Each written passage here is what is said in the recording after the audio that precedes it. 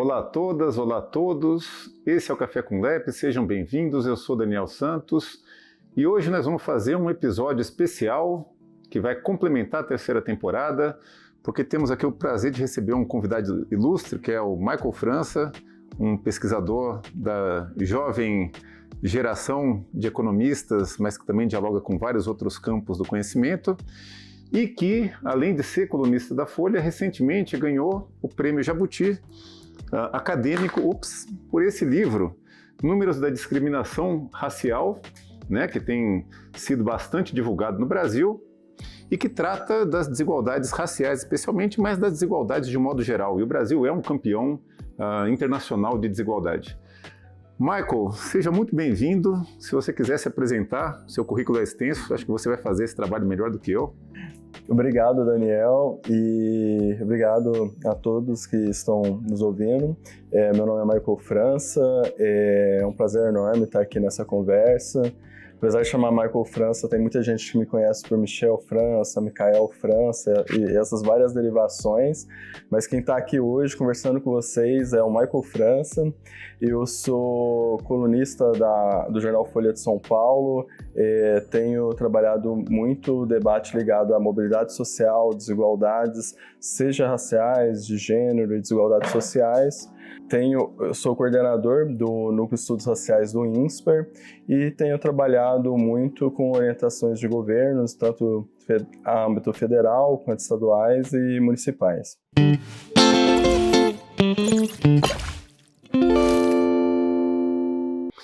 Michael, dando início aqui para o nosso bate-papo, você nem sempre estudou essa questão racial. Como é que foi o seu ingresso nisso? O que você gostava de estudar antes? Você é doutor em economia.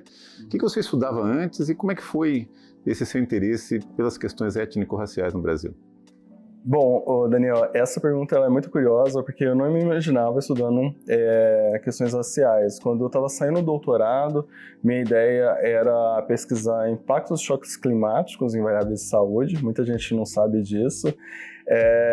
Sendo bem sincero, eu tinha até uma certa aversão a estudar questões raciais. Eu sempre ficava me perguntando por que tem tantos negros que vai justamente estudar questões raciais.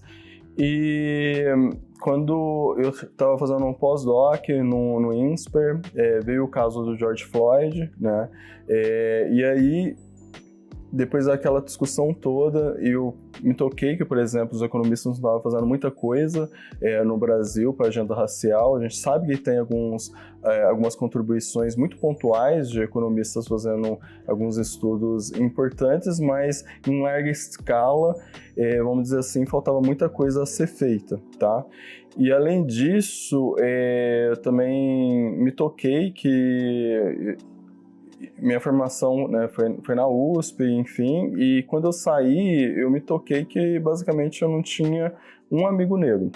A única pessoa negra mais próxima que eu conhecia era meu pai, porque eu estava sempre em ambientes extremamente brancos, E aí isso mexeu muito comigo. Eu, sendo economista negro, resolvi contribuir com a agenda. A ideia era fazer um ou outro trabalho mais pontuais, mas o tempo foi passando e eu acabei entrando muito nessa agenda pelo fato de estar trazendo para o Brasil vários tipos de análise e coisas que antes não estava sendo feito.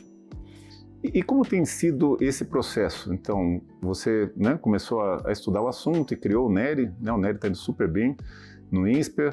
Quer dizer, essa interação com o ambiente acadêmico, que ainda no Brasil, infelizmente, é um ambiente predominantemente branco, tem sido fácil? Você consegue interlocução? Como é que tem sido isso para você no dia a dia? Para mim, todo o trabalho, Daniel, foi acontecendo de forma muito orgânica, Eu fui fazendo os trabalhos, relatórios, working papers, e fui sendo convidado, Então, foi uma coisa que foi escalonando, ao longo do tempo, E hoje, por exemplo, eu recebo convites de várias universidades do Brasil, desde o norte ao sul, recebo convites de fora do Brasil também para apresentar, instituições multilaterais, governos, enfim. Então foi uma coisa que foi acontecendo de forma muito orgânica, né? Fui fazendo o trabalho foi criando sua própria demanda, visibilidade, enfim. E hoje, confesso que o desafio tem sido selecionar, né? Por exemplo, já aconteceu ter dia de eu receber mais de 20 convites num dia para participar de eventos, seja acadêmicos e fora da academia também. Tudo bem que também tem o fato de eu participar do debate público e estar em vários meios, né? Um vai retroalimentando o outro. E esse debate, você participa de um debate, digamos, no jornal, mas você também é um acadêmico, né? Produz artigos científicos e tudo. Qual é a diferença de você dialogar com um público mais acadêmico ou com os leitores da sua coluna? Você muda a linguagem, a receptividade é diferente? Tem que mudar bastante a linguagem, porque cada meio tem sua forma específica, né, de interagir.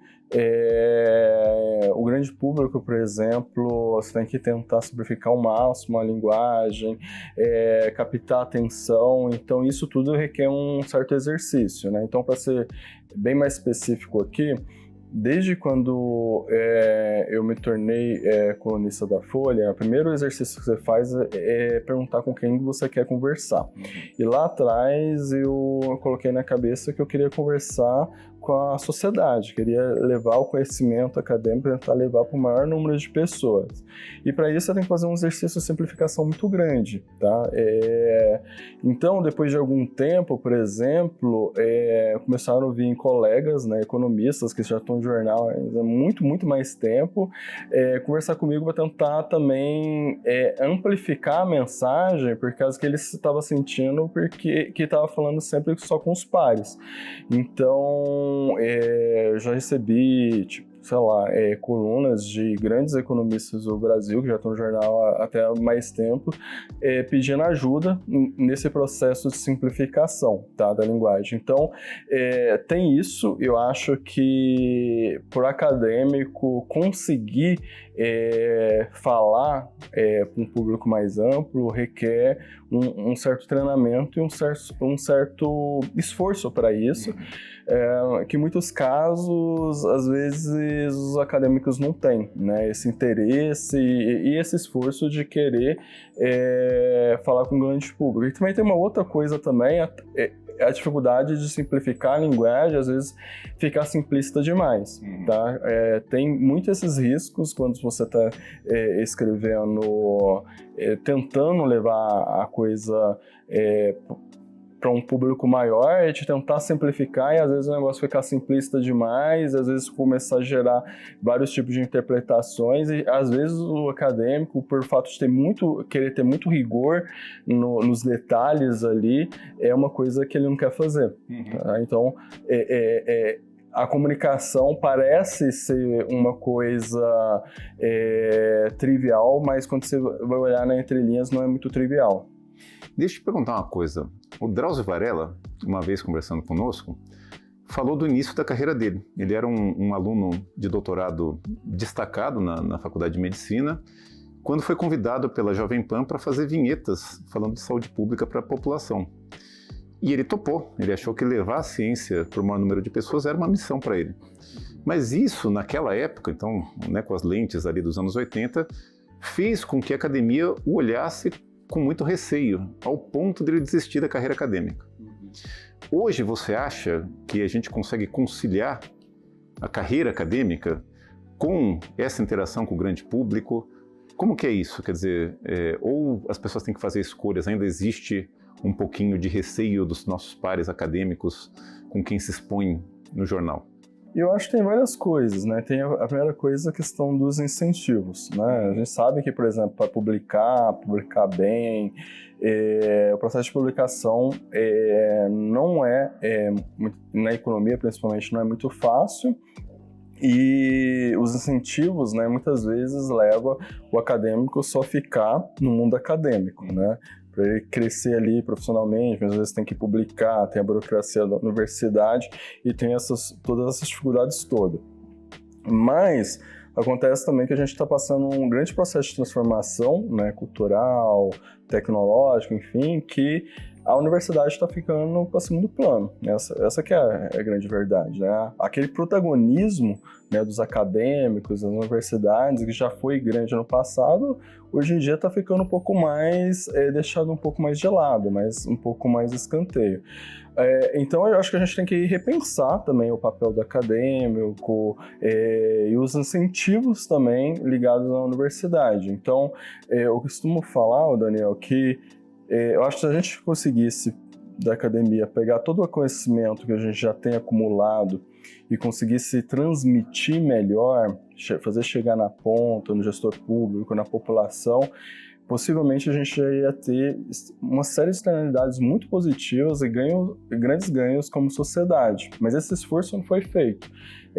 Tem muitos artigos acadêmicos, evidências, políticas que a gente sabe que já funcionaram em determinados locais, enfim, que na hora que você pega lá na ponta da gestão pública, não tem nem ideia. Tá? Então, como que eu faço esse exercício de, além de tentar falar com a sociedade, eu estou também muito próximo com vários gestores públicos, vira e mexe acontece isso, assim, de eu comentar alguma coisa, ver alguma coisa que pra gente já é algo enraizado, já faz há muito tempo, um senso comum dentro da academia não chegou no gestor público lá na ponta, que muitas vezes vai estar alocando ali recursos que vai estar afetando a vida de milhares de pessoas. Tá? Então, eu acho que tem todo esse exercício. A área acadêmica contribui para a avançação do conhecimento, faz várias coisas rigorosas. Eu acho que a gente tem que parabenizar também, né? Tipo, nossos acadêmicos e pesquisadores, mas a gente tem que começar a pensar mais esse próximo passo também, tá? Como levar todo esse conhecimento acumulado para fora, como criar incentivos para isso. Eu acho que a sociedade brasileira ainda precisa avançar nesse aspecto. E quem você acha que hoje são as pessoas que conseguem fazer esse papel na agenda étnico-racial no Brasil? Quer dizer, quem são outras pessoas que estão no debate, que são mais profundas? Você tem interação com essas pessoas? Como que é essa interlocução?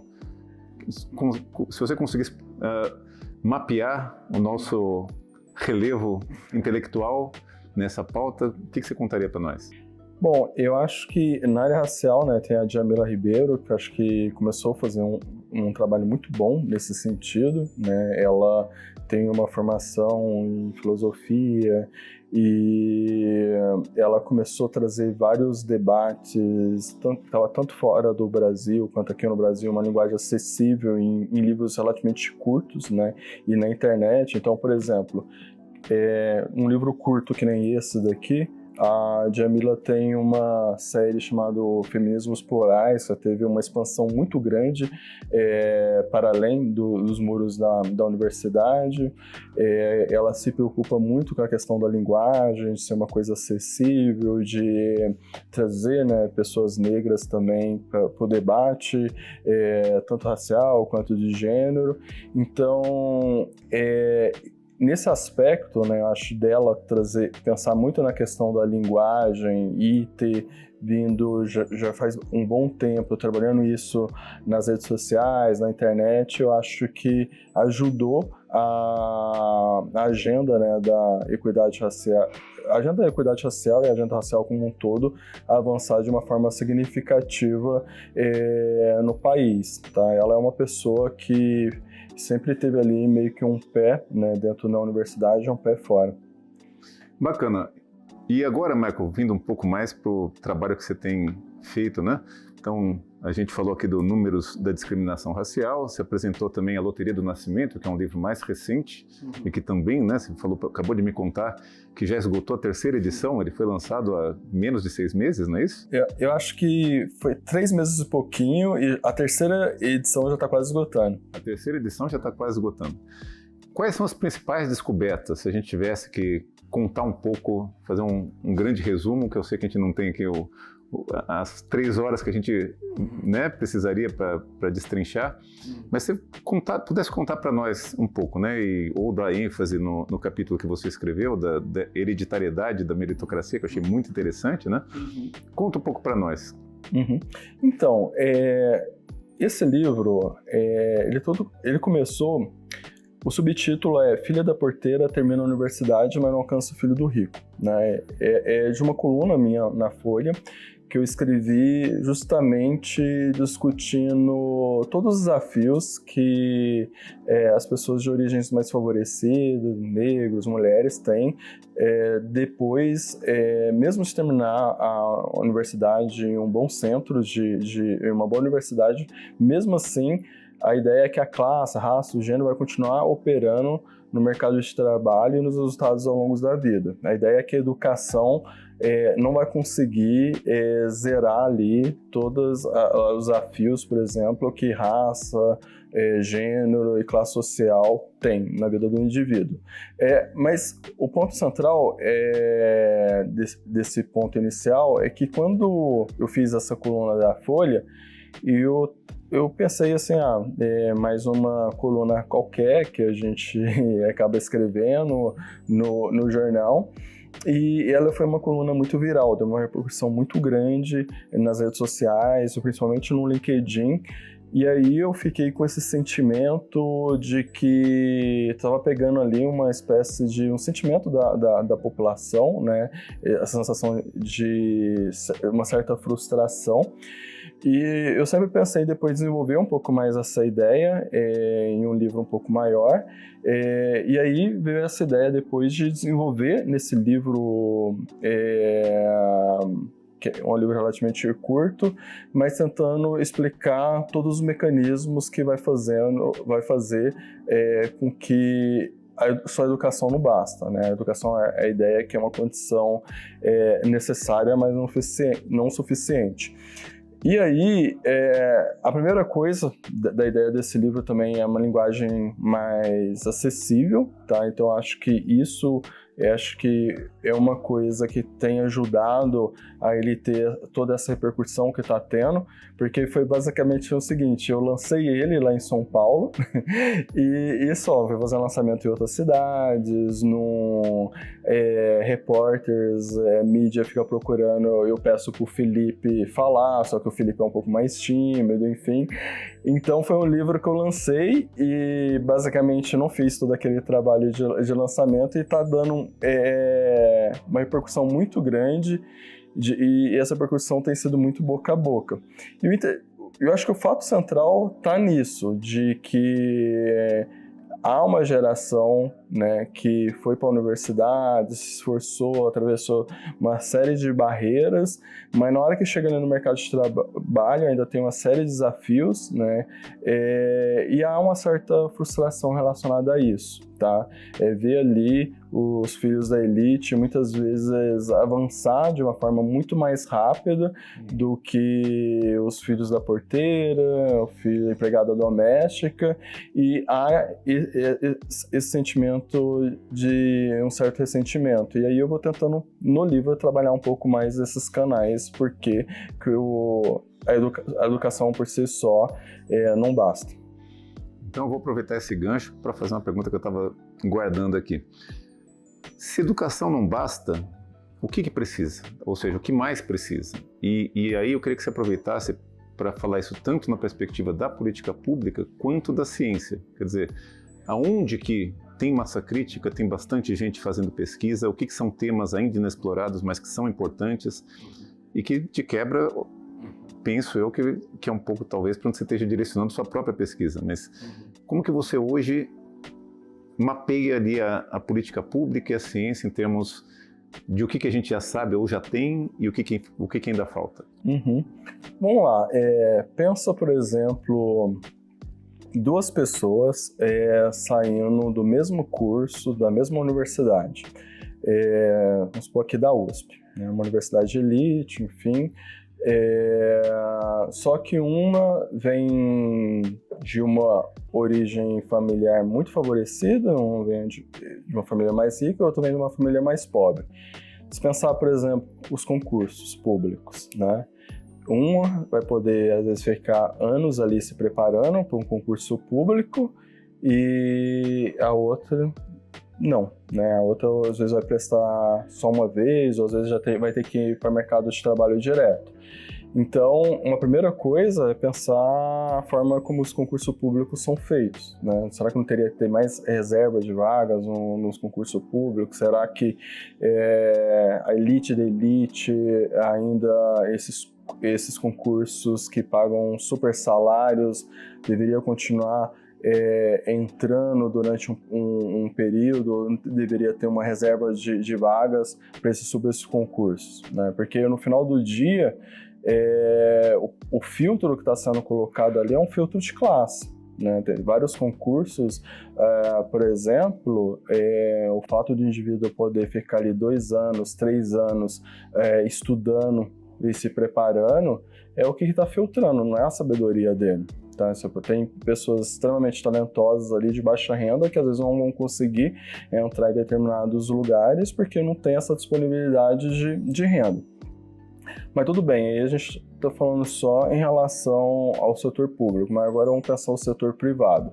No setor privado também acontece a mesma coisa da renda operar de uma forma distinta. E como que vai ser feito isso? Se eu venho de uma família de baixa renda, muitas vezes eu tenho que aceitar ali qualquer oferta de trabalho, porque eu preciso me sustentar e muitas vezes eu preciso sustentar minha família. Se eu venho de uma origem mais favorecida, eu posso esperar ali um tempo que for até surgir uma vaga que eu tenha interesse e seja mais de acordo com as minhas aptidões, por exemplo. Então, aí já tem uma desigualdade de ponto de partida aí também, tá? Mesmo terminando o ensino superior, ainda há essa desvantagem. Vamos supor que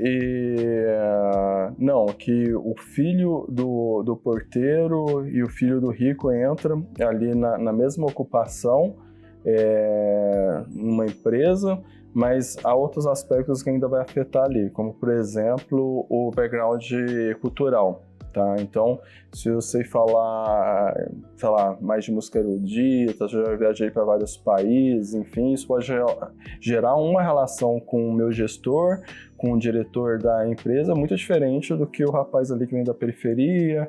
Às vezes o background dele é uma música mais popular, não tem tantas experiências internacionais, não leu tanto uma literatura mais erudita ali. Isso vai afetar um potencial vínculo que vai ter com o gestor ali e a probabilidade também de ascender na carreira, tá? Pode acontecer também, vamos supor que não, o filho do porteiro passa todas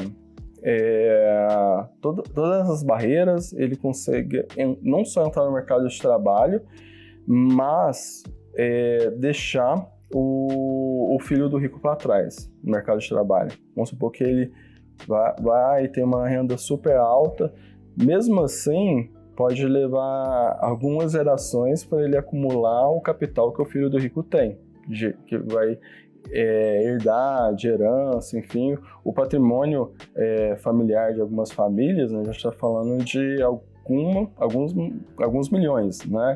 E com a taxa de juros a 15%, a gente está falando de um dinheiro que pode dobrar a cada 5 anos. Tá? Então, se eu vou parar para pensar então, em termos de política pública, né, de tentar equalizar mais as oportunidades no Brasil, a gente tem que fazer políticas mais sistêmicas que lidam de uma forma mais estrutural com esses pontos de partida. Né? Então, por exemplo, se o patrimônio familiar afeta as escolhas de uma forma muito distinta, gera uma aversão ao risco de uma forma muito distinta entre os grupos, faz sentido a gente continuar com essa tributação tão regressiva?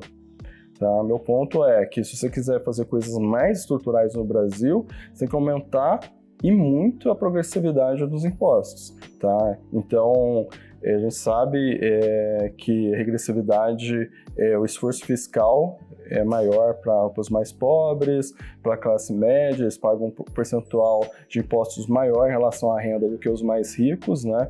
E a gente vive num país muito desigual, então uma forma muito forte de trabalhar com essa desigualdade é aumentar muito a progressividade dos impostos, tanto na renda quanto no patrimônio, para diminuir essa transmissão intergeracional do status socioeconômico. E o Estado brasileiro também tem que ser mais...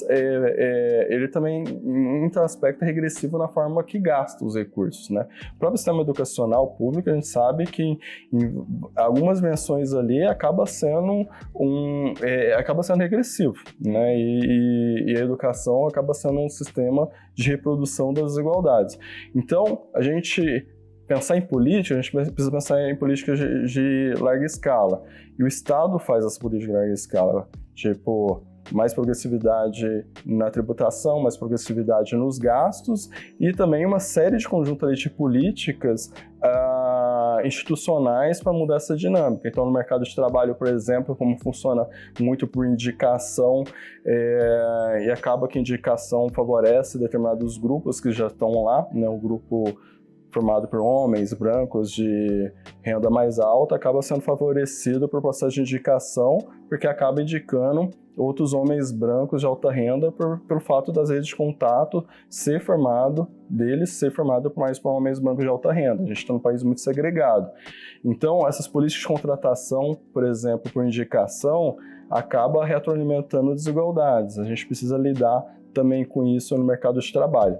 O ponto central que eu estou falando aqui, eu sei que eu estou ampliando demais, mas o ponto é, o país é muito desigual e as desigualdades retroalimentam ao longo do tempo, tá? Para a gente melhorar em relação a pontos de partida, para a gente melhorar em direção ao país, que os frutos dos resultados sejam mais em relação às escolhas e os esforços das pessoas, um país no qual eles tenham um conjunto de oportunidades mais parecido, a gente vai ter que fazer um conjunto de política, um conjunto de reforma.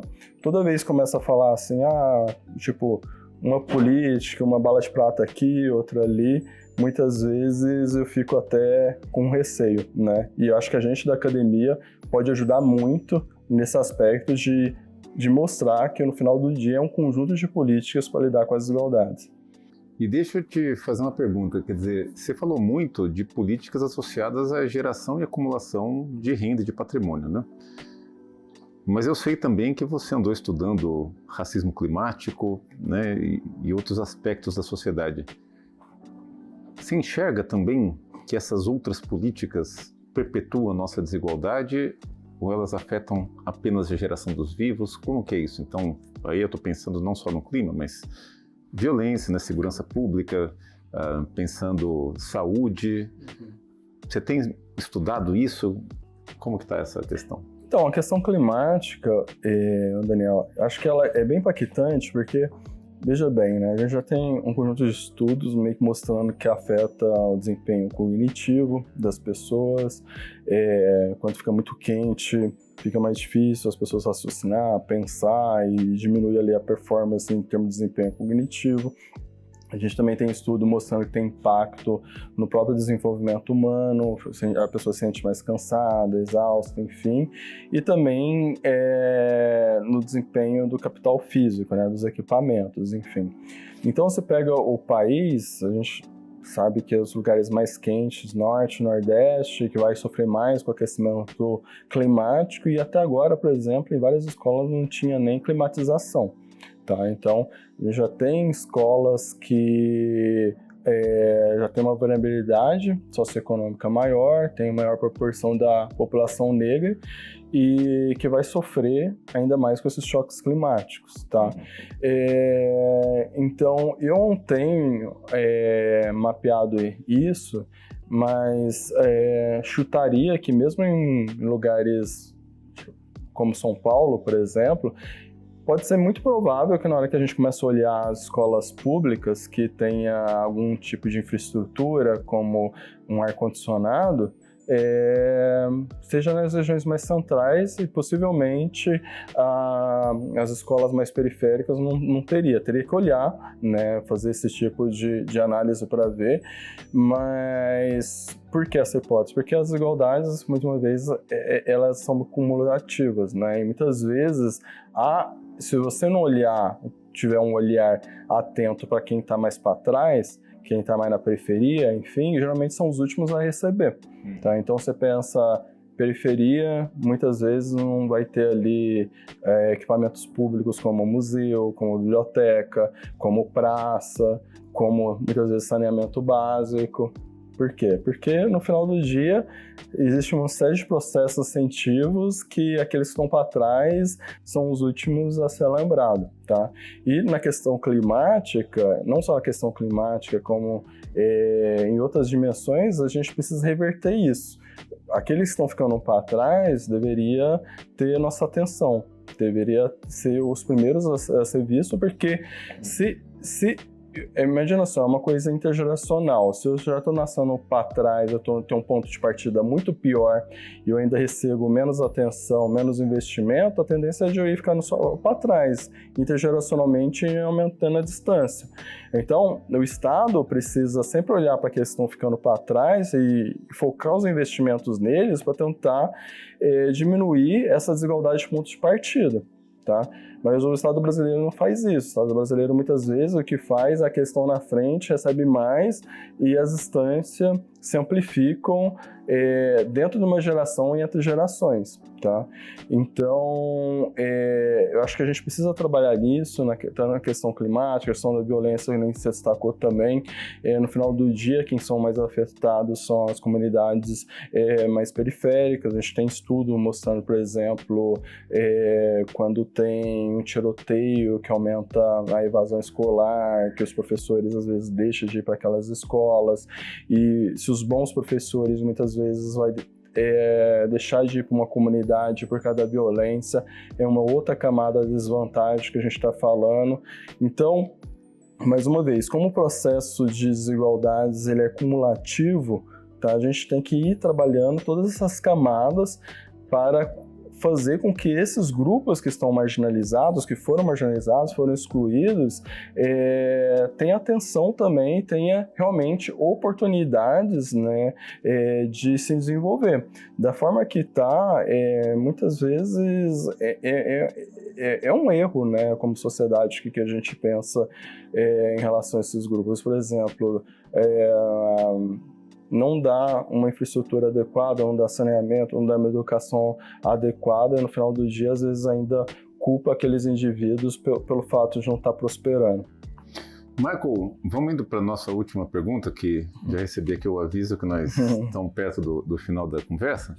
Eu queria, eu vi que os seus 2 livros, né, o livro que ganhou o Prêmio Jabuti, foi em coautoria, né, com o Alisson, você mencionou o Felipe, que é teu coautor nesse novo livro, então essas coautorias refletem essa tua vocação para também trabalhar em grupo, né? E você criou o NERI no INSPER.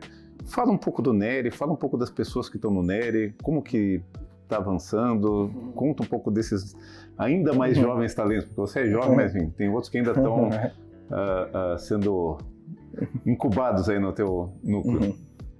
Legal, Daniel. Eu acho que assim, na vida sempre tem que pensar nisso, né? Tem um aspecto individual e tem um aspecto coletivo, né? O aspecto coletivo anda sempre muito junto com o individual, tá? Onde que eu tô, cheguei até agora foi muito nisso, baseado tanto em esforço e escolhas que eu fiz, um aspecto individual, mas ao mesmo tempo sempre teve um conjunto ali de uma coletividade que esteve lado a lado, que me ajudou a chegar até onde que eu estou, né? Uma coisa muito básica, e muitas vezes as pessoas esquecem de mencionar isso, mas, por exemplo, na universidade, quando eu estava na USP, eu tomava café no bandejão, almoçava no bandejão, jantava no bandejão, e a USP é uma instituição pública, né? Isso é a coletividade contribuindo com meus estudos, né? Contribuindo com a minha formação. E muitas vezes a gente esquece disso, né? Que no final do dia tem toda uma coletividade ali também contribuindo para o desenvolvimento do indivíduo. Então, eu sempre tive esse aspecto, né, que tem uma dimensão individual e tem uma dimensão coletiva, que se a gente integrando isso bem, leva tanto grandes desenvolvimentos individuais quanto coletivos. E aí, quando eu resolvi criar o NERI lá atrás com o professor Sérgio Firpo, eu não imaginava que ia ganhar essa dimensão que está ganhando, enfim, visibilidade, conhecimento. E a ideia sempre foi tentar trabalhar a equipe de uma forma de impulsionar para que todos avançassem, né? Então, eu já poderia lá atrás começar a fazer livros sozinhos, porque eu já tenho muita coisa escrita, poderia ir para um lado mais individual, mas eu sempre tento fazer essa coisa em equipe, porque um aprende com o outro, né? Eu acho que o processo acaba sendo mais rápido e né, meio que empurra o outro para ir avançando, né? Então, por exemplo, esse livro aqui, apesar de inicialmente ter sido várias ideias que eu tive ali, enfim, o Felipe é sociólogo, né? Ele foi ajudando a reorganizar várias coisas, a pensar várias coisas e deu uma contribuição muito importante para essa obra, né? O Alisson aqui, esse livro era basicamente sobre vários trabalhos ali, relatórios que a gente tinha já desenvolvido no núcleo de estudos raciais. Em conversas com ele a gente conseguiu organizar, ele colocou a mão na massa assim, brutal nesse livro, e foi um livro que basicamente a gente fez em 3 meses e tipo, ganhou o prêmio Jabuti com ele, entendeu? Então, com certeza se eu tivesse feito ele sozinho e ido só por mim, que também daria para eu ter organizado ele sozinho, enfim, eu acho que não ia ficar na qualidade que ficou, né? Então, apesar de sempre ter essas possibilidades, né, de fazer trabalhos individuais, eu acho legal essa coisa coletiva. O núcleo, eu acho que tem um outro aspecto legal que a gente já pegou também muitas pessoas no Nordeste, passaram por lá e hoje estão em posições melhores, tipo, conseguiram virar professor de universidade, estão trabalhando em grandes centros de pesquisa, enfim, então tem esse trabalho de formação também. E é curioso, porque assim, é um núcleo, né, que, por exemplo, eu poderia muito bem receber recursos e pegar amigos da USP, amigos do INSPER, enfim, mas eu faço questão de tentar pegar, sempre que possível, pessoas mais desfavorecidas, para ajudar nessa formação também. Muitas vezes acaba sendo um custo a mais para mim, que às vezes chega texto, você tem que editar o texto inteiro, tem uma dificuldade ali na parte de formação, mas eu acho que é um processo também, assim, tipo, aqueles que vai ficando conseguindo avançar, acho que tem que ter um certo compromisso de tentar ir puxando os outros também. Bom, falando também em pessoas que nos ajudam, né? Eu quero aqui lembrar o Thiago Ferraz, que foi teu colega de doutorado, trabalhou aqui no LEPS, mandar um abraço para ele, né? Porque graças a ele também que a gente se aproximou aqui. E para a gente encerrar aqui a entrevista, te chamar de Thiago, para a gente encerrar a entrevista, Michael, queria que você falasse um pouco do aspecto que avançou no Brasil. Então, acho que a gente falou muito do que a gente ainda não fez, mas o que a gente já fez? Tem coisas boas que você gostaria de ressaltar também? E aproveita para também se despedir, porque acho que o nosso tempo já avançou bastante aqui. Tá bom. Eu vou olhar mais para o aspecto racial, né, que é uma agenda que eu tenho mais aprofundado ultimamente. Eu acho que no Brasil, os grandes avanços na agenda racial foi que,